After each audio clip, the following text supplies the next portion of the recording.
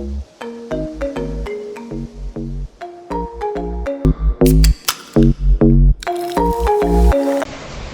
મિત્રો આજે આપણે બનાવવાનું છે પનીર મંચુરિયન। તો આ રેસીપી ખૂબ સરસ અને ખૂબ સરળ છે, તો જોવાનું ચૂકતા નહીં।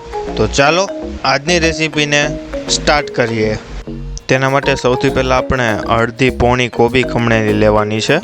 ત્યાર પછી મિત્રો એક કેપ્સિકમ લેવાનું છે। તે કેપ્સિકમને આવી રીતના નાની નાની ચીરું કરવાની છે। તમે જોઈ શકો છો વિડીયોની અંદર નાની ચીરું અને પતલી ચીરું કરવાની। ત્યાર પછી આપણે 1 થી 2 નાના ગાજર લેવાના છે। તે ગાજરને આવી રીતના ખમણી નાખવાના છે। ત્યાર પછી મિત્રો આપણે 2 કાંદા લેવાના છે નાના। તે કાંદાને પણ આવી રીતના ખમણી નાખવાના છે। તેને ઝીણી ટુકડી નથી કરવાની, પણ ખમણી નાખવાના છે। ત્યાર પછી મિત્રો 100 ગ્રામ જેટલું પનીર લેવાનું છે અને તે પનીરને આપણે ખમણી નાખવાનું છે, કારણ કે આપણે પનીર મંચુરિયન બનાવવાનું છે એટલે પનીર તો જોશે જ। ત્યાર પછી મિત્રો આપણે 2 થી 3 ચમચી જેટલી શેઝવાન ચટણીને લઈ લેવાની છે, યુ કેન સી ગાઈસ। ત્યાર પછી આપણે જેટલી વસ્તુ લીધેલી છે તે બધી વસ્તુને આવી રીતના મિક્સ ભેગી કરી દેવાની છે। તમે વિડીયોમાં જોઈ શકો છો એક ગમે મોટું વાસણ હોય તેની અંદર આવી રીતના ભેગી કરી દેવાની છે। ત્યાર પછી મિત્રો તેની અંદર આપણે જે આદુ અને મરચીની પેસ્ટને એડ કરી દેવાની છે ગોળી બનાવવા માટે। આ જેટલો સામાન આપણે લીધેલો છે આની આપણે ગોળી બનાવવાની છે।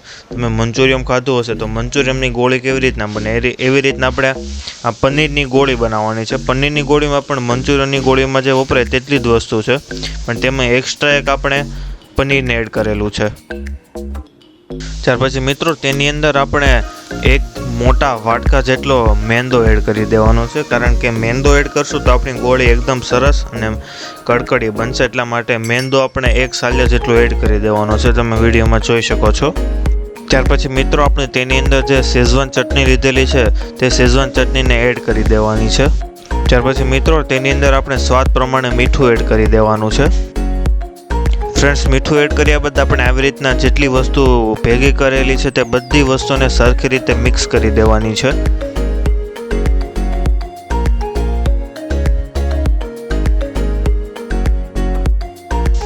મિત્રો તૈયાર થઈ જાય ત્યાર પછી તમને એવું લાગે કે આપણો આ મસાલો થોડો ઢીલો લાગે છે તો થોડોક મેંદો પાછો એડ કરીને પાછું તેને મિક્સ કરી દેવાનું છે। એટલા માટે આપણો જે આ મસાલો છે તે સરખી રીતે કડક અને સરખો થઈ જાય। કડક થઈ જાય તો આપણી ગોળી એકદમ કડકડી અને મસ્ત બને।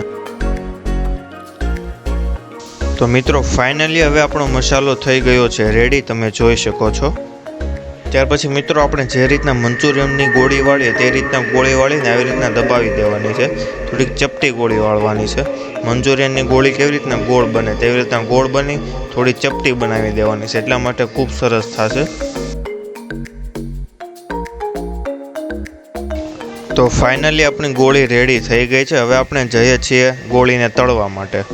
ત્યાર પછી મિત્રો મેં ગરમ થવા માટે તેલને મૂકી દીધું છે। તેલ ગરમ થઈ જાય ત્યાર પછી આવી રીતના આપણે ધીમે ધીમે ગોળી એડ કરતા જવાની છે, જ્યાં સુધી આપણી ગોળી એકદમ બ્રાઉન ના થઈ જાય ત્યાં સુધી આપણે તળવા દેવાની છે।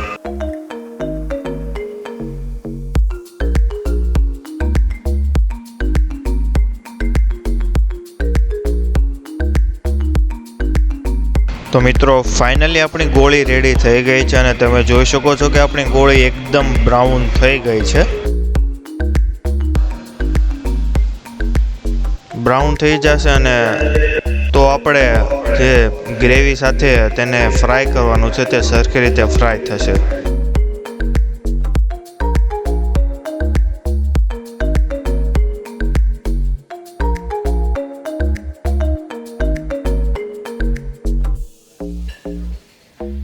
તો મિત્રો તમે જોઈ શકો છો કે આપણે ગોળી પ્લેટની અંદર લઈ લીધી છે અને આટલી બ્રાઉન થવા દેવાની છે ગોળીને।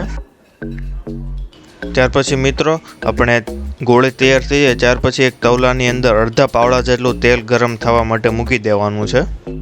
મિત્રો તેલ ગરમ થયા પછી તેની અંદર 1 ચમચી જેટલું આપણે માખણને એડ કરી દેવાનું છે, તમે જોઈ શકો છો। ત્યાર પછી મિત્રો તેની અંદર આદુ અને મરચીની પેસ્ટને એડ કરી દેવાની છે। તેને આવી રીતના થોડીવાર મિક્સ કરી દેવાની છે અને તેની અંદર લસણની કટકી એડ કરી દેવાની છે।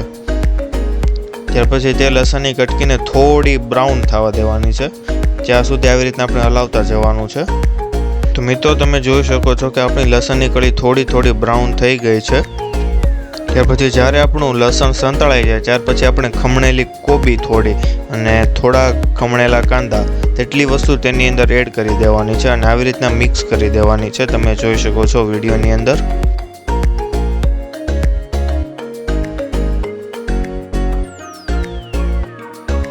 ત્યાર પછી મિત્રો થોડી વાર રહેવા દે તેની અંદર શેકેલા તલને એડ કરી દેવાના છે. આ શેકેલા તલ આપણે 3 થી 4 ચમચી જેટલા લઈ લેવાના છે. તે તલને એડ કર્યા બાદ આવી રીતના તે તલને પણ મિક્સ કરી દેવાના છે. ત્યાર પછી તેને થોડીવાર માટે સંતળાવવા દેવાનું છે. ત્યાર પછી તેમાં મિત્રો આપણે 1 થી 1.5 ચમચી જેટલો કોર્નફ્લોર એડ કરવાનો છે. કોર્નફ્લોર એડ કર્યા બાદ આવી રીતના તે કોર્નફ્લોરને પણ મિક્સ કરી દેવાનો છે. કોર્નફ્લોર એડ કરશું તો ગ્રેવી આપણી ખૂબ સરસ થશે. મિત્રો તેને થોડીવાર પછી આવી રીતના થોડું પાણી એડ કરી દેવાનું છે તેની અંદર.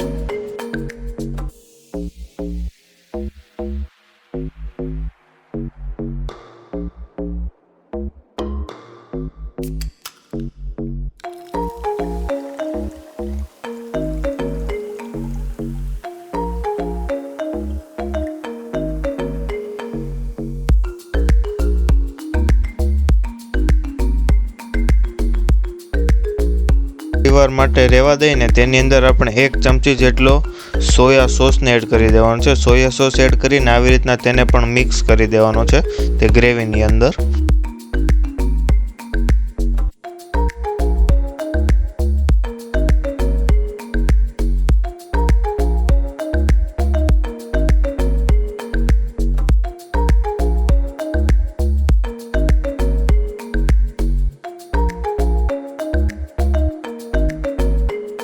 જ્યારે સોયા સોસ તેની અંદર સરખી રીતે મિક્સ થઈ જાય ત્યાર પછી આપણે જે ગોળી બનાવેલી છે તે ગોળીને તેની અંદર એડ કરી દેવાની છે. જે આપણે પનીર કોબીજ તેની બનાવેલી છે તે ગોળીને એડ કરીને આવી રીતના તેને પણ સરખી રીતે મિક્સ કરી દેવાની છે અને ગેસને આપણે સાવ ધીમો કરી દેવાનો છે.